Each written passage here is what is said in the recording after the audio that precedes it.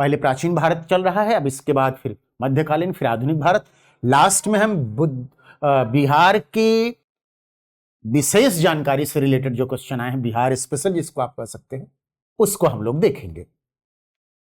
अब क्वेश्चन आपके सामने यह रहा कि बुद्ध की प्राचीनतम प्रतिमा किस शैली में प्राप्त होती है, किस शैली में? और इसमें विकल्प है गांधार शैली, मथुरा शैली, मौर्य शैली, गुप्त शैली। और इसका उत्तर है मथुरा शैली। बच्चों, पहले यह माना जाता था कि गांधार शैली में ही बुद्ध की पहले प्रतिमा बनी, लेकिन डॉक्टर वासुदेव शरण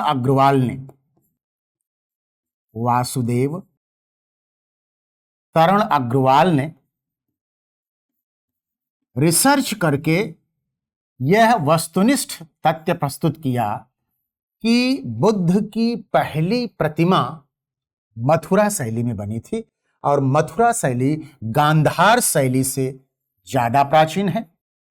इवन वो आगे कहते हैं कि यह शैली अगर आप देखो तो ये मौर्य काल से प्रेरित है, मौर्य कला से प्रेरित है। क्योंकि मौर्य कला के अंतर्गत जो आप लोक कला को देखते हो, लोक कला के अंतर्गत हम देखते हैं कि कैसे विभिन्न यक्ष यक्षिणियों की मूर्तियों का निर्माण किया गया, यक्ष यक्षिणी, और इनके प्रमाण हमें पटना से, सुल्तानगंज से, अगर आप देखो परखम विदिशा से, विदिशा मध्य प्रदेश में, वहां से मिलती है। यानी मूर्ति निर्माण की प्रक्रिया मौर्य काल में स्पष्ट रूप में दिखाई देती है। मौर्य काल हमारी भारतीय कला शैली का निदर्शन प्रस्तुत करती है। इसलिए हम कह सकते हैं कि इस लोक कला के अंतर्गत जो यक्ष यक्षिणी की मूर्तियों का निर्माण किया गया, वही कालांतर में विकसित होकर मथुरा शैली में सामने आती है। मथुरा शैली की जो खास बात है वो ये है कि इस शैली में थोड़ी सी आध्यात्मिकता का पुट है, आदर्शवादी शैली है, आत्मनिष्ठता इसमें बुद्ध की जो मूर्ति बनाई गई है उसमें जो आभा मंडल है वो काफी विस्तृत है और वो तेजस्वी चेहरे में है। जबकि गांधार शैली एक रियलिस्टिक, एक यथार्थवादी शैली है। इसमें बुद्ध को मानव रूप में चित्रित करने की कोशिश की गई है। लेकिन मथुरा शैली में धार्मिक या आध्यात्मिक पुट दिखाई देता है और बुद्ध की प्रतिमा में वह तेज दिखाई देता है, वह आभा मंडल विस्तृत किया जाता है, प्रभावशाली बनाया जाता है। और इस तरह से हम देखते हैं कि बुद्ध की जो मथुरा शैली में जो मूर्ति बनी है वो ज्यादा प्राचीन मानी जाती है और अब इसको इतिहासकारों ने भी स्वीकार कर लिया है। तो इस तरह से बुद्ध की प्राचीनतम प्रतिमा मथुरा शैली में आप ध्यान रखेंगे। अगला क्वेश्चन, किस अभिलेख में कलिंग विजय का वर्णन है? मौर्य काल से संबंधित क्वेश्चन आ गया। आप जानते होंगे बेटा, कलिंग युद्ध लगभग 261 बीसी के आसपास लड़ा गया था। यह युद्ध अशोक ने लड़ा था। इसके राज्याभिषेक के 8 वर्ष के बाद इस युद्ध को अशोक ने लड़ा और इस युद्ध में कलिंग राज्य को विजित किया। दुर्भाग्य से कलिंग के शासक के बारे में जानकारी प्रमाणिक रूप में नहीं मिलती, लेकिन कुछ लोग हैं जो कहते हैं कि इसके शासक का नाम नंदराज था। इसके शासक का नाम नंदराज था। यह विजय इसलिए करनी पड़ी बेटा कि जब बिंदुसार की मृत्यु हुई उसके बाद वार ऑफ सक्सेशन यानी उत्तराधिकार का युद्ध हुआ। यह युद्ध अशोक और मूलतः सुसीम के बीच हुआ। इस युद्ध में अशोक विजयी हुआ। क्योंकि यह समय लगभग 4 वर्ष का था, क्योंकि 273 ईसा पूर्व के आसपास बिंदुसार की मृत्यु होती है और अशोक का राज्याभिषेक 269 बीसी के आसपास होता है। तो इसका मतलब है कि यह 4 वर्ष का जो अंतराल है यह कहीं न कहीं राजनीतिक अस्थिरता को जन्म दिया होगा। इसी का फायदा उठा करके कलिंग ने अपने राज्य को स्वतंत्र कर लिया होगा। इस युद्ध का विवरण अशोक के 13वें शिलालेख में मिलता है। अशोक के 13वें शिलालेख में विवरण मिलता है। अभी इस आधार पर अगर आप देखो, इन अभिलेखों को देखें तो मास्की जो अभिलेख है इसमें अशोक नाम मिलता है उसका, कलिंग युद्ध का विवरण नहीं मिलता। रुद्रदामन का जो जूनागढ़ अभिलेख है, इस अभिलेख में अशोक के काल में सुदर्शन झील के मरम्मत का विवरण मिलता है।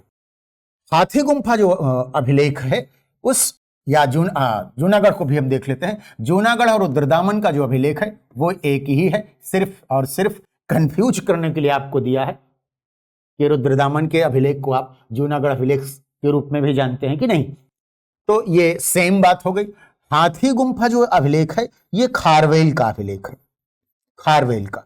और इस अभिलेख में किस तरह से कलिंग शासक खारवेल ने अपने पड़ोसी राज्यों को जीता, इवन दक्षिण में भी अभियान करके पांड्य शासकों को विजित करके उनसे गधों से हल चलवाया, गधे का इस्तेमाल किया गया हल जोतने में। तो इन विकल्पों में अगर आप देखो तो सटीक विकल्प एक भी नहीं है, इसलिए ई विकल्प इसमें सही होगा कि किसी अभिलेख में इसका स्पष्ट तरीके से उल्लेख नहीं मिलता जिससे हम कह सकें कि अशोक ने कलिंग युद्ध लड़ा था। 13वां शिलालेख है, उसी में सिर्फ कलिंग युद्ध का उल्लेख मिलता है। अगले क्वेश्चन पे चलते हैं हम लोग। ये मेडिवल हिस्ट्री का क्वेश्चन, यानी एंशिएंट में आपके एक तरह से देखिए तो लगभग 8 क्वेश्चन आए हैं, यानी काफी महत्वपूर्ण है एंशिएंट हिस्ट्री। और मध्यकालीन इतिहास पर हम देखते हैं हम कितने प्रश्नों की श्रृंखला है। पच्चीकारी या पर्चनकारी, जिसे इंग्लिश में हम पिट्रा ड्यूरा शैली कहते हैं, निम्न में से किससे संबंधित है? पित्रा ड्यूरा शैली जो है बेटा, ये एक नक्काशी की शैली है, नक्काशी की शैली। इसमें पत्थरों पर अगर आप देखो तो महंगे जो रत्न है, हीरे जवाहरात इत्यादि को, सोने चांदी हीरे जवाहरात वगैरह को नक्काशी के रूप में इस्तेमाल किया जाता है और विभिन्न फूल के फार्म में उनको बनाया जाता है। तो पित्रा ड्यूरा शैली की अगर प्राचीनता की बात करें तो ये हमें प्राचीन काल में सबसे पहले उदयपुर, मध्य प्रदेश में उदयपुर है, उदयपुर के गोल मंडल में हमें पित्रा ड्यूरा शैली का प्रयोग मिलता है, सबसे प्राचीनतम है। लेकिन वैसे अगर आप देखें मध्यकालीन इतिहास के संदर्भ में, देखो बेटा आपको प्रश्न को 2 दृष्टि से देखना है। एक तो जो कंसेप्ट है, फैक्ट है, वो देखना ही देखना है। आप ये भी देखा करिए कि किस कॉन्टेक्स्ट में, किस क्रोनोलॉजी के संदर्भ में प्रश्न किया गया है, उसे भी आप ध्यान में रखें। तो ये मध्यकालीन इतिहास के संदर्भ में पूछा गया है। तो आप देखो कि इन चारों विकल्पों में कौन कौन सा विकल्प है। तो दीवारों में अर्ध कीमती पत्थर जड़कर फूलों की नक्काशी करना, यही सही हो गया, पहला ही। मीनारों में टेढ़ी दीवार बनाना, बिल्कुल नहीं, इसका कोई कैरेक्टर्स नहीं है। संरचना में मेहराब का इस्तेमाल करना, ये यूज टू था। इमारतों में मार्बल का इस्तेमाल करना, ये भी कोई बहुत महत्वपूर्ण नहीं है, क्योंकि इसमें सिर्फ और सिर्फ उस तकनीकी, उस शैली को पूछा गया है जो पित्रा ड्यूरा को व्यक्त करती है। इसलिए ये शेष जो भी विकल्प हैं ये सब खारिज कर सकते हैं आप। और दीवारों में अर्धकीमती पत्थर जड़कर फूलों की नक्काशी करना, और इसको अगर आप देखें तो जो मुगल शासक जहांगीर है, जहांगीर के शासनकाल में इसकी पत्नी नूरजहां के पिता एतमाद-उद-दौला, नूरजहां के पिता का नाम था एतमाद-उद-दौला, एतमाद-उद-दौला का मकबरा जो आगरा में है, उसी में सबसे पहले पित्रा ड्यूरा शैली का प्रयोग मिलता है। और इसको आगे बढ़ाते हुए फिर हम शाहजहां के काल में ताजमहल में देखते हैं। अगर आप ताजमहल देखे हो तो आप देखिए कि कैसे सफेद संगमरमर पर उस्ताद ईसा ने जो इसके मेन मिस्त्री थे, उस्ताद ईसा ने ताजमहल में एक सुंदर पित्रादिव्य शैली का निदर्शन प्रस्तुत किया है। ये चीजें ताजमहल में भी हमें दिखाई देती हैं। इस तरह से इस क्वेश्चन में ए विकल्प सही है। अगले क्वेश्चन पर, किस मुगल शासक ने चित्रकारी के लिए कारखाने बनवाए? प्रश्न को अच्छे से ध्यान में रखना बेटा। क्या बनवाए? कारखाने बनवाए। आप जानते हैं कि चित्रकला तो मुगल काल में हुमायूं से शुरू होती है, लेकिन व्यवस्थित रूप में इसको अकबर ग्रंथ के रूप में अगर आप देखो तो अमीर हमजानामा नाम से एक चित्र पांडुलिपि तैयार करवाई अकबर ने ही। लेकिन हुमायूं जब ईरान में निर्वासित था, उस दौरान वहां से दो चित्रकार लाए, अब्दुस समद और मीर सैयद अली। आप देखिए कि मीर सैयद अली को नादिरुल अस्सर की उपाधि दी गई थी और अब्दुस समद को सीरी कलम की उपाधि दी गई थी। लेकिन चित्रकारिता के लिए कारखाने बनवाने का काम जहांगीर ने किया जब आगरा में उसने एक चित्रणशाला शुरू की। चित्रणशाला शुरू की और इस चित्रणशाला की अध्यक्षता आका रिजा थे। यानी आका रिजा के नेतृत्व में जहांगीर ने आगरा में चित्रणशाला शुरू की। चूंकि जहांगीर को खुद चित्रकारिता में बहुत रुचि थी। इवन वो जो उसकी आत्मकथा है तुझके जहांगीरी, उसमें आप देखिए को खुद व्यक्त करता है कि यदि मेरे पास किसी का चित्र लाया जाए और उन चित्रों में विभिन्न अंगों को पूछा जाए कि विभिन्न अंगों में किन किन चित्रकारों ने अपना योगदान दिया है, तो मुझे चित्रकारिता की उस स्तर तक समझ है कि मैं बता दूंगा कि इस अंग को इस चित्रकार ने बनाया है। यानी चित्रकारिता की समझ इस स्तर तक थी। इसके अलावा अगर आप देखो तो जहांगीर के काल को हमें एक दूसरे शब्दों में चित्रकला का स्वर्ण काल भी कहते हैं। चित्रकला का स्वर्ण काल। जैसे हम शाहजहां के काल को वास्तुकला का स्वर्ण काल कहते हैं, उसी तरह से हम चित्रकला का स्वर्ण काल जहांगीर के काल को कहते हैं, क्योंकि जहांगीर को चित्रकारिता में विशेष रुचि थी। आप देखो कि किस तरह से उसने बिशन दास को ईरान के शाह का चित्र बनाने के लिए भेजा था। इसके काल में अबुल हसन एक महत्वपूर्ण छवि चित्रकार के रूप में जाना जाता था।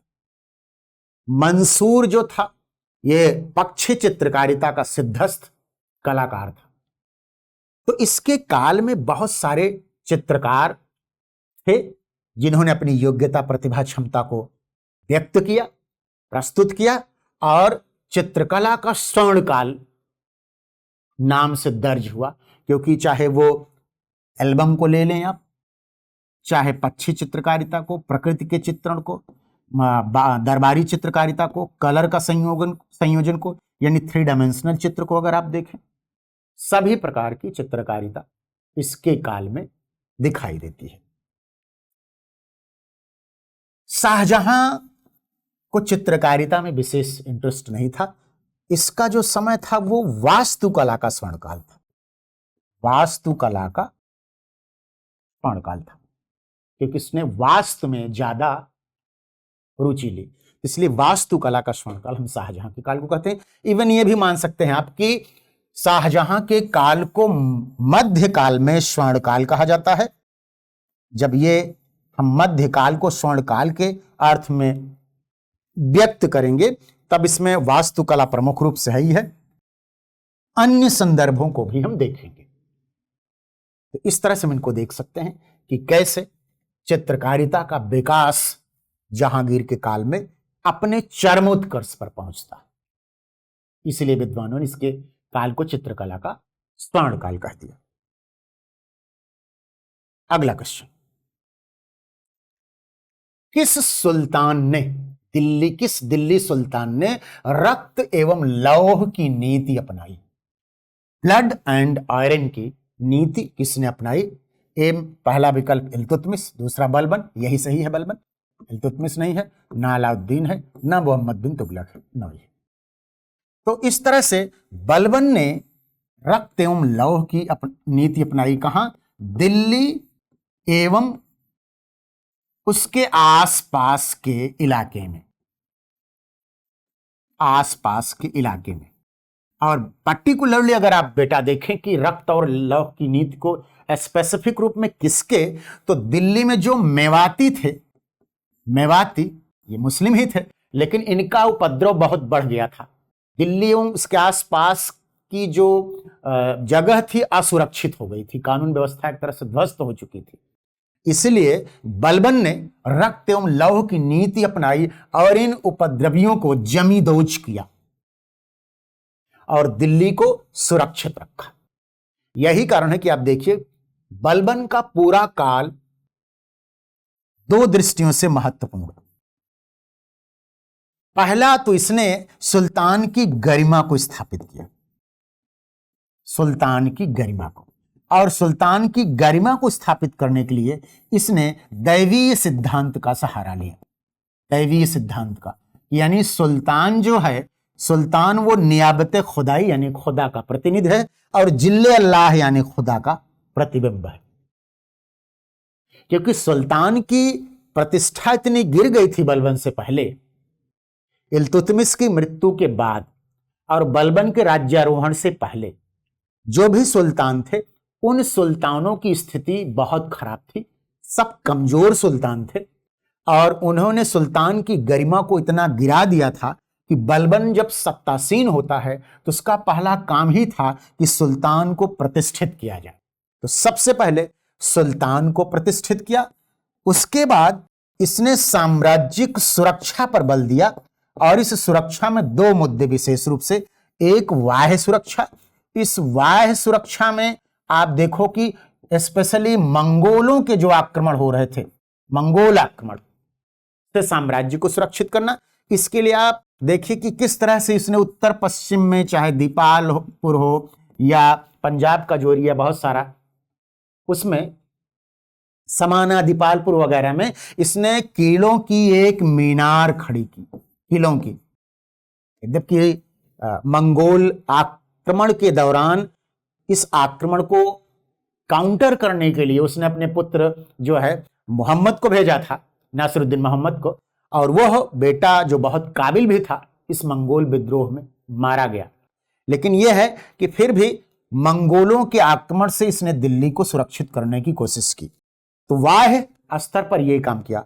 आंतरिक स्तर पर जो दिल्ली एवं उसके आसपास के इलाके थे उनको सुरक्षित रखने के लिए उसने मेवातियों का दमन किया या अन्य जो भी उपद्रवी तत्व थे उन उपद्रवी तत्वों को समाप्त करने के लिए इसने रक्त एवं लौह की नीति अपनाई। क्यों? क्योंकि दिल्ली राजधानी थी। जब दिल्ली की राजधानी नहीं सुरक्षित है, सुल्तान नहीं सुरक्षित है, तो बाह्य सुरक्षा या साम्राज्य की सुरक्षा कैसे संभव होगा? यही कारण है कि बलबन का पूरा रिजीम यानी पूरा शासनकाल बेटा सिर्फ सुल्तान की गरिमा प्रतिष्ठा और साम्राज्य की सुरक्षा में ही चला गया।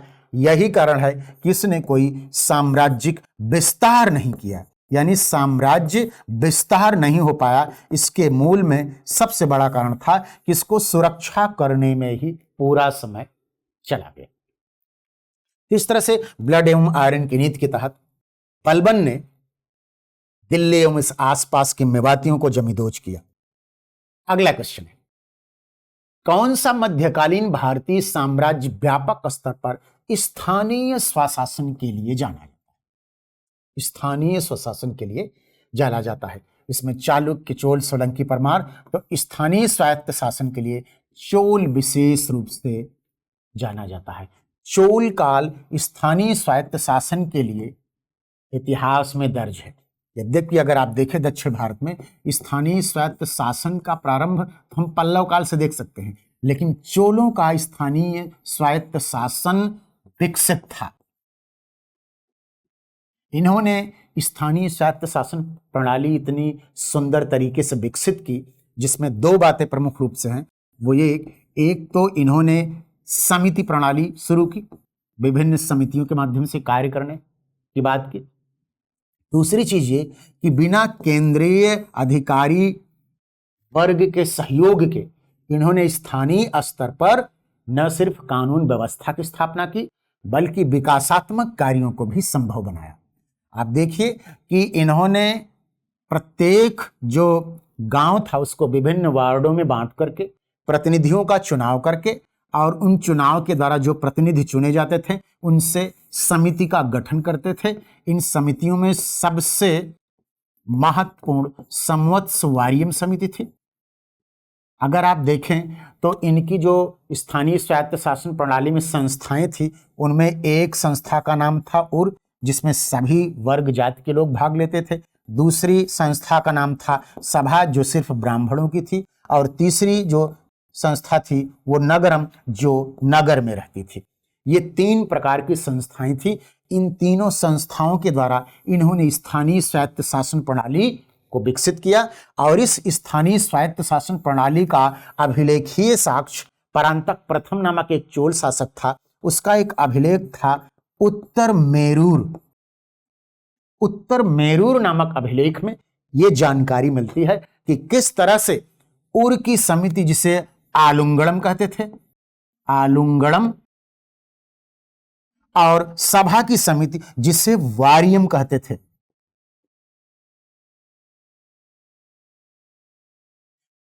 और इसी तरह से नगरम में जो समितियां थी उनके माध्यम से नगर का 3 आप देख सकते हैं कि आलुंगड़म, वारियम और नगरम की जो समिति थी, इन समितियों के माध्यम से चोल शासकों ने स्थानीय स्वायत्त शासन प्रणाली का एक ऐसा सुंदर निदर्शन प्रस्तुत किया। आपको ताज्जुब होगा बेटा कि स्थानीय स्वायत्त शासन प्रणाली के समितियों के सदस्यों के लिए जो योग्यताएं निर्धारित की गई, उन योग्यताओं की प्रेरणा सुप्रीम कोर्ट को मिली।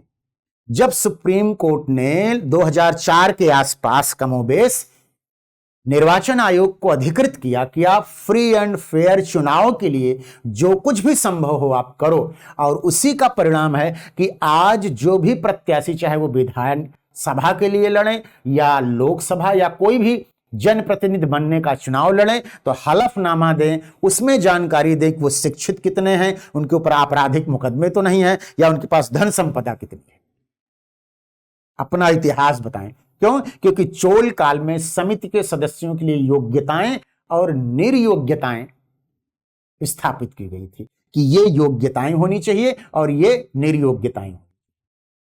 तो कितनी प्रगतिशीलता थी। और इसके द्वारा उन्होंने क्या किया, केंद्र ने यह स्वायत्तता देकर के सामंतवादी शक्तियों पर नियंत्रण स्थापित कर दिया। बिना केंद्रीय व्यय के एक प्रशासनिक तंत्र विकसित कर दिया और स्थानीय भागीदारी देकर इस स्थानीय स्वशासन को एक तरह से आप देखें तो लघु गणतंत्र के रूप में भी स्थापित कर दिया। ये विशेष रूप से उल्लेखनीय है कि कैसे एक लघु गणतंत्र के रूप में इनको स्थापित कर दिया गया। ठीक है बेटा, अब इससे रिलेटेड जो भी प्रश्न आपसे पूछते हैं उनको आप इलेबोरेट कर लोगे इजीली। संवत्स वारियम जो समिति थी, इसको थोड़ा सा मैं आपको बता देता हूं। ये एक वार्षिक समिति थी, सबसे महत्वपूर्ण समिति थी। समितियां तो तोट वारियम, एन वारियम, पोन वारियम, सन्यासी, उदासीन, तमाम समितियां थी। लेकिन संवत्स वारियम जो समिति थी, वार्षिक समिति थी, ये सभी समितियों का लेखा जोखा रखती थी, इसलिए सबसे महत्वपूर्ण समिति के रूप में हम संवत्स वारियम को दर्ज करते हैं। अगला क्वेश्चन है कि सल्तनत काल में सार्वजनिक वितरण प्रणाली किसने शुरू की, यानी पीडीएस सिस्टम किसने शुरू की? तो अलाउद्दीन खिलजी, सिकंदर लोदी, मोहम्मद बिन तुगलक, फिरोज तुगलक, उपर्युक्त में से कोई नहीं। तो यह शुरू किया था किसने बेटा? अलाउद्दीन खिलजी ने। इवन आप कहा जाता है कि अलाउद्दीन खिलजी एक राजनीतिक अर्थशास्त्री भी था, राजनीतिज्ञ अर्थशास्त्री था। कैसे उसने, आप देखिए कि एक बाजार व्यवस्था शुरू की, बाजार व्यवस्था, और इस बाजार व्यवस्था का सटीक विवरण जियाउद्दीन बर्नी की रचना तारीख फिरोज शाही में मिलती है। इसमें मिलता है कि किस तरह से अलाउद्दीन खिलजी ने एक विभाग बनाया बाजार व्यवस्था के लिए, जिसका नाम था दीवाने रियासत। दीवाने रियासत। और इस दीवाने रियासत का प्रमुख बनाया मलिक कबूल को। आप देखो कि इस विभाग में बाजार व्यवस्था थी। 3 प्रकार के प्रमुख बाजार थे, बाद में एक सामान्य बाजार का भी इसने गठन किया। पहली जो बाजार थी वो अनाज से संबंधित थी, और इस पहली बाजार में जो अनाज थे उन अनाजों की प्राइस को फिक्स कर दिया, कीमत निश्चित कर दिया, कीमत निश्चित किया। इसी से एडमिनिस्ट्रेटिव प्राइस का कॉन्सेप्ट आता है, प्रशासित मूल्य जिसे आप कहते हो। प्रशासित मूल्य की संकल्पना यहीं से आती है कि कितने जीतल में गेहूं, कितने जीतल में चांदी। उसके बाद इसने वस्त्र के बाजार बनाए, जिसे दीवाने अदल कहा जाता था। दीवान ए अदल, हिंदी में से न्याय स्थल भी आप कह सकते हैं, न्याय स्थल। ये ऐसा बाजार था बेटा जिसके लिए अलाउद्दीन खिलजी ने अनुदान दिया, ग्रांट, यानी राज्य से उसको आर्थिक सहयोग इस बाजार को मिल रहा है। कैसे? इस दीवाने अदल में महंगी चीजें बिकती थी, चाहे वो वस्त्र हो या कोई अन्य चीज हो, हीरे जवाहरात या अन्य चीजें, यानी विलासिता की महंगी चीजें इसमें बिकती थी।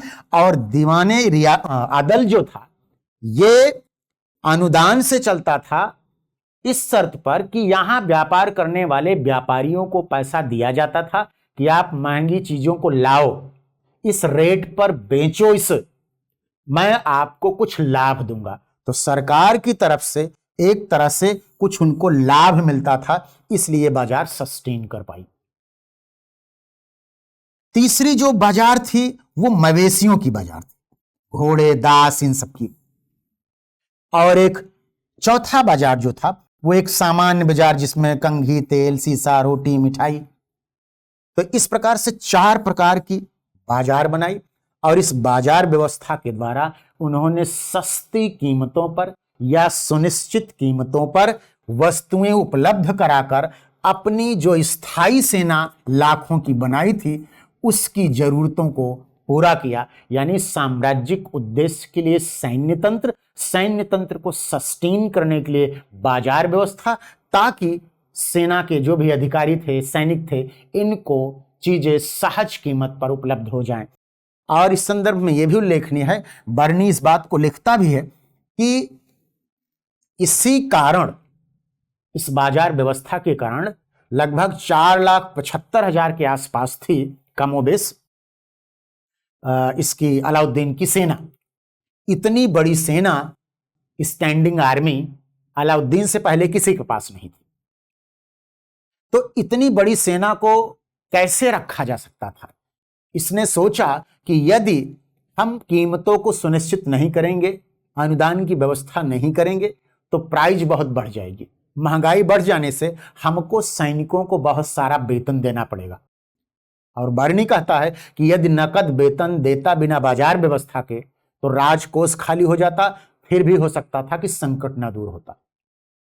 यह अलग बात है कि इसी के अंतर्गत इसने तमाम आर्थिक सुधार भी किए, टैक्सेशन को बढ़ाया, 50% कर लिया, और एकता व्यवस्था के अंतर्गत जो फवाजिल आता है, फवाजिल अधिशेष जो बचता है, उसको भी इसने लिया।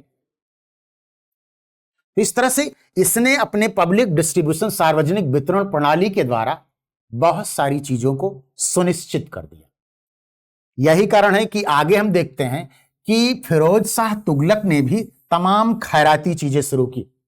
दीवाने खैरात, लोगों को बांटा, गरीब लोगों को, गरीब लड़कियों को विवाह करने के लिए धन संपदा वितरित की, कल्याणकारी कार्य किए। तो इन सारी चीजों को आप देख सकते हैं कि कैसे कुछ सुल्तानों ने सोशल इंटरेस्ट में काम किए।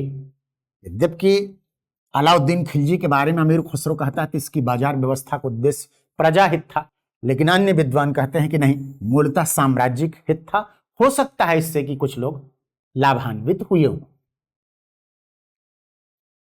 अगला क्वेश्चन, सन 1565 में कौन सा प्रसिद्ध युद्ध हुआ था? तो पानीपत का प्रथम युद्ध, ये तो 1526 में हुआ था। अब डेट यहां आपको, पानीपत का द्वितीय युद्ध अगर आप देखो तो 1556 में हुआ था। खानवा का युद्ध अगर आप देखो तो 1527 में हुआ था। तालीकट का युद्ध 1565 में हुआ था। यानी ये सन इस युद्ध के साथ मैच करता है, तालीकोट्टा का युद्ध। इससे कई नामों से भी जाना जाता है, यानी इन फ्यूचर अगर आपको डेट की जगह युद्ध के नाम पूछ ले, बदल ले, जैसे एक नाम है इसका राक्षस तंगड़ी, राक्षस तंगड़ी। एक और नाम है इसका बन्नी हट्टी,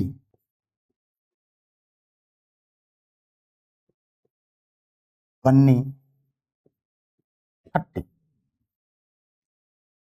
और तीसरा नाम जो है ये तालीकोटा है। ये तीन नाम है। ये 1565 में जो युद्ध हुआ है, ये युद्ध हुआ था, एक तरफ विजयनगर एक हिंदू साम्राज्य था, और बनाम जो मुस्लिम रियासतें थी उनमें 4 रियासतों ने भाग लिया था। एक बीजापुर का आदिल शाह, दूसरा अहमदनगर का निजाम शाह, तीसरा गोलकुंडा का कुतुब शाह, और चौथा बीदर का इमाद शाही।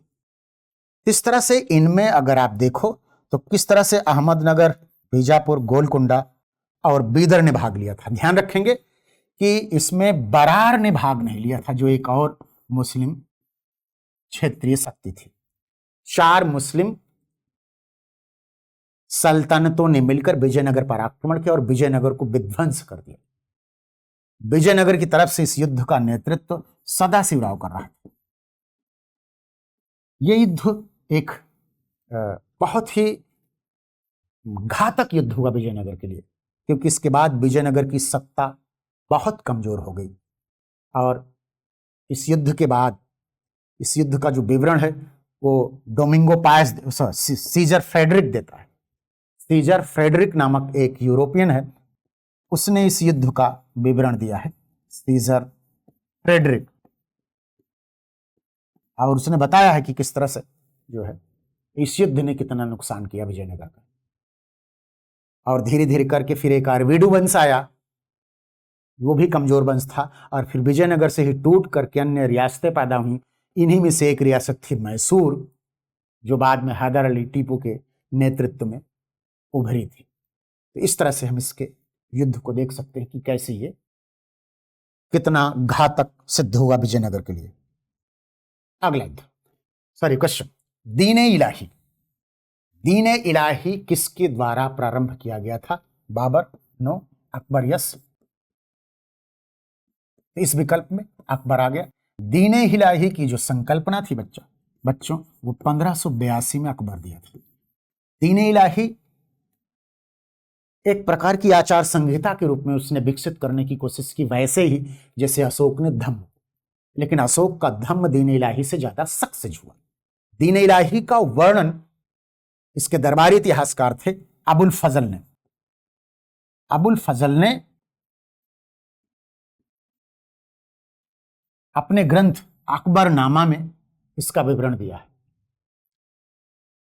अकबर धार्मिक रूप से किसी भी विवाद में जो होते थे उस समय, चाहे सिया सुन्नी को लेकर, हिंदू मुस्लिम को लेकर, या अन्य जो भी संप्रदाय थे उनको लेकर के जो भी विवाद होते थे, उन सब विवादों का एक समाधान करने के लिए 1579 में महजर की घोषणा की थी।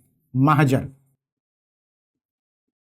जिसको अबुल फजल के पिता शेख मुबारक ने तैयार किया था, जिसमें अन्य लोगों की भी भागीदारी थी। एक कमेटी बनी थी जिसमें अन्य सदस्य भी थे। इस महजर के द्वारा अकबर ने एक अमोघ अस्त्र प्राप्त किया था। अमोघ अस्त्र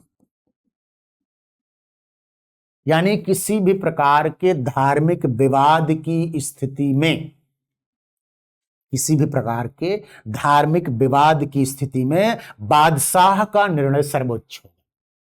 यानी किसी भी दो समुदाय संप्रदाय के बीच में अगर कोई विवाद पैदा होता है, कोई झगड़े लड़ाई की स्थिति बनती है, किसी प्रकार की समस्या पैदा होती है, तो महाजर उसे अमोघ अस्त्र के रूप में अधिकार देता था कि वो निर्णय ले। अकबर सोचा कि जब हम महाजर की घोषणा कर दिए हैं और ये अमोघ अस्त्र, हथियार या पावर मेरे पास है, तो मैं क्यों ना एक ऐसी आचार संहिता विकसित कर दूं कि इसे सब लोग लागू करने की कोशिश कर। जबरदस्ती नहीं थी, दीने इलाही की जो संकल्पना थी वो स्वैच्छिक थी। लेकिन यह है कि दीने इलाही अगर किसी को ज्वाइन करना है तो उसे रविवार के दिन ज्वाइन करवाया जाता था।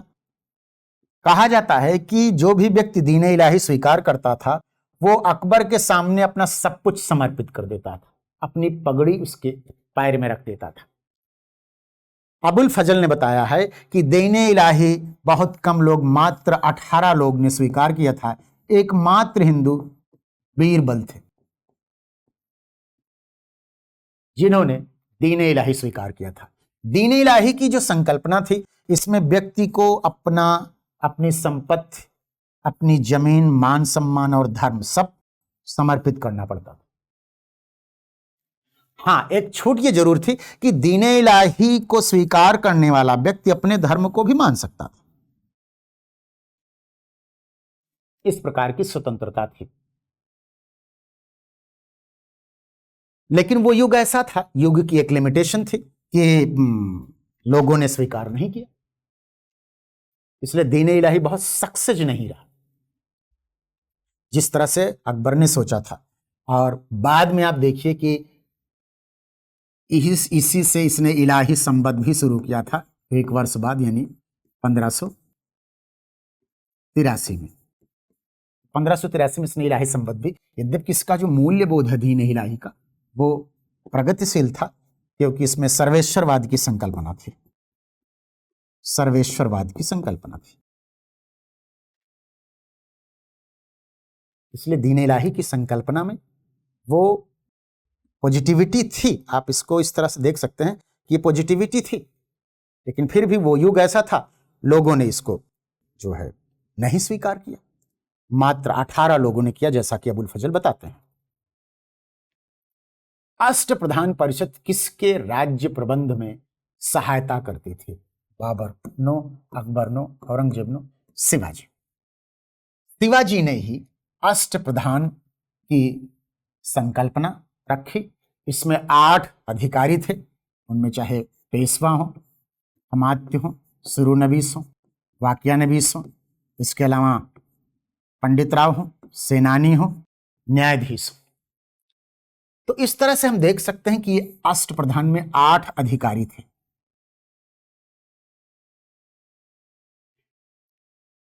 तो आप देखो कि इन अष्टप्रधान में पेशवा सबसे महत्वपूर्ण था, फिर सेना कार्ते महत्वपूर्ण था, सुमंत दवेरिया विदेश मंत्री, अमात्य वित्त मंत्री, वाकियानबीस जो विभिन्न प्रकार के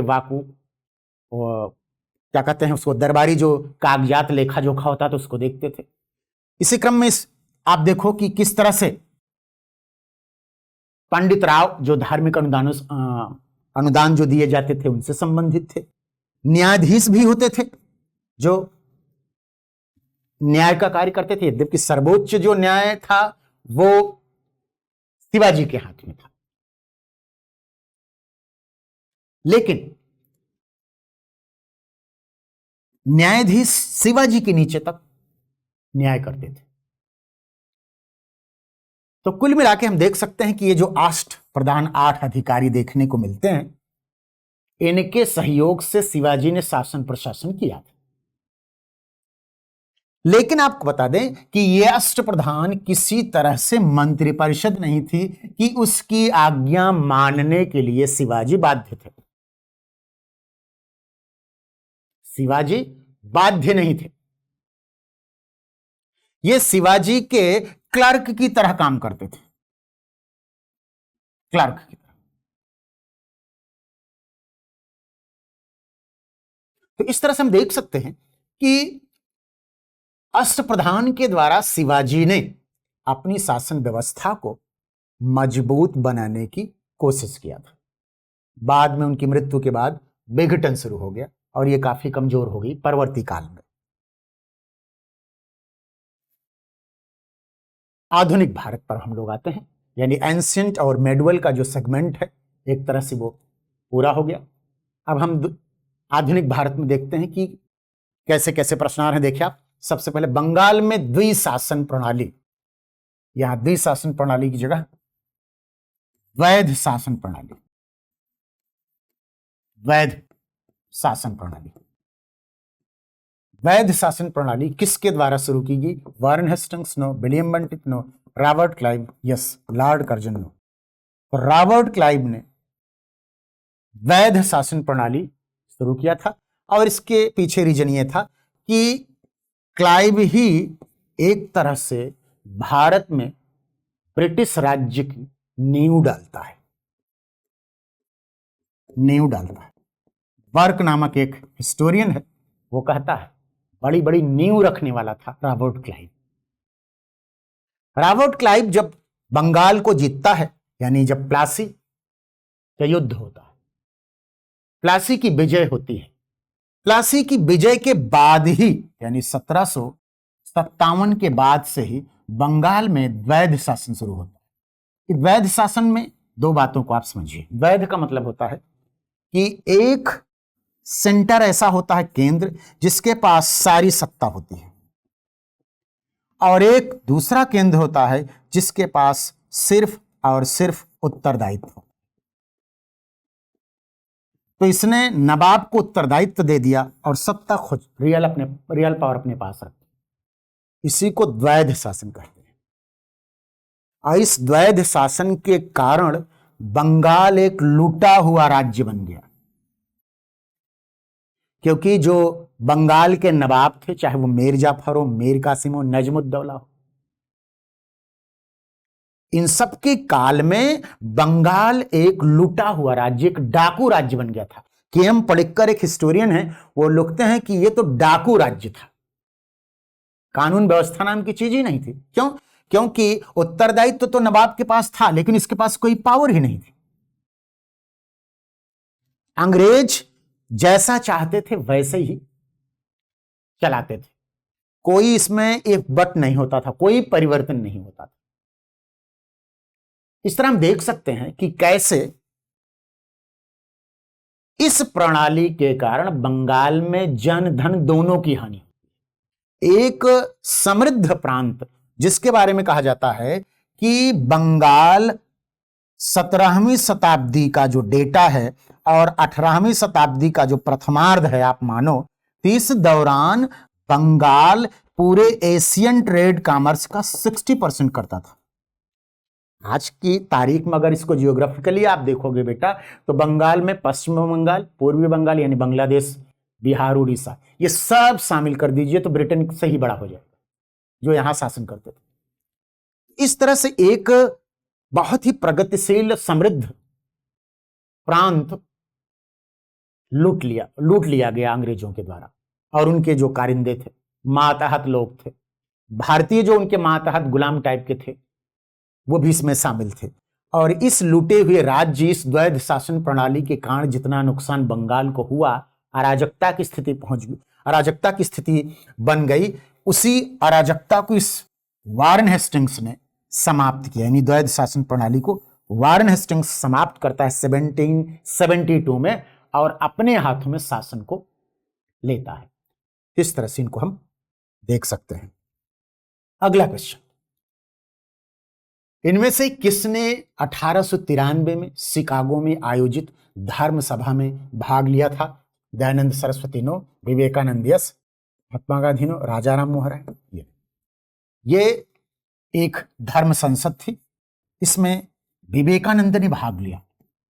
और आपको बता दूं, ये पहली धर्म संसद थी उस समय की, दूसरी पेरिस में हुई थी, उसमें भी विवेकानंद ने भाग लिया था, 1900 ईस्वी में हुई थी। शिकागो में विवेकानंद, जिन्हें भारत का आध्यात्मिक पिता भी कहा जाता है, आधुनिक भारत के आध्यात्मिक पिता के रूप में इनको सुभाष चंद्र बोस ने संबोधित किया था। तो आपको बता दे बेटा कि इन्होंने जब शिकागो में अपनी स्पीच दी तो जो स्पीच दी उस स्पीच ने यह दिखा दिया कि भारत में कितनी प्रतिभा है, कितने विद्वत लोग हैं, कितने प्रतिभावान, बुद्धिमान और विवेकवान लोग हैं। और इनका तो नाम ही विवेकानंद था, जबकि इनका बचपन का नाम था नरेंद्र नाथ दत्त।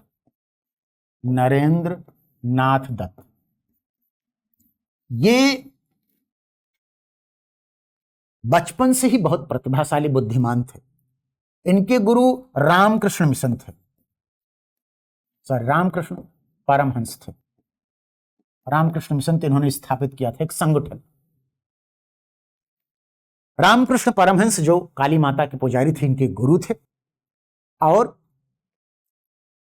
विवेकानंद नाम इन्हें खेतड़ी के राजा, खेतड़ी राजस्थान में है, खेतड़ी के राजा अजीत सिंह ने दिया था। और यही नहीं, इनका पोशाक जो गेरुए रंग का है, यानी कस्ट्यूम डिजाइन भी अजीत सिंह ने ही किया था। आने जाने के खर्च को भी इन्होंने दिया था। और ये विवेकानंद गए, वहां भाग लिए। और कहा जाता है कि जिस दिन इनको बोलना था उसके पहले इन्होंने एक हार्वर्ड यूनिवर्सिटी के प्रोफेसर राइट से मुलाकात की थी।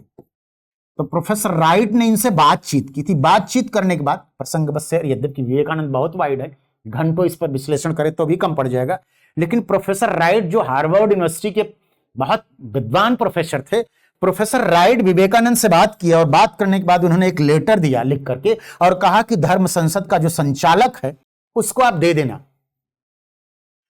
तो विवेकानंद ने दे दिया उसको, लेकिन संयोग से वो धर्म संसद कंप्लीट हो गई। उसके बाद उस लेटर को पढ़ा जिसमें वो लिखा था कि प्रोफेसर राइट ने उस संसद के जो संयोजक थे उनको लिखा, कहा कि ये जो व्यक्ति जा रहा है भाग लेने, इससे बुद्धिमान प्रतिभावान वहां कोई नहीं है।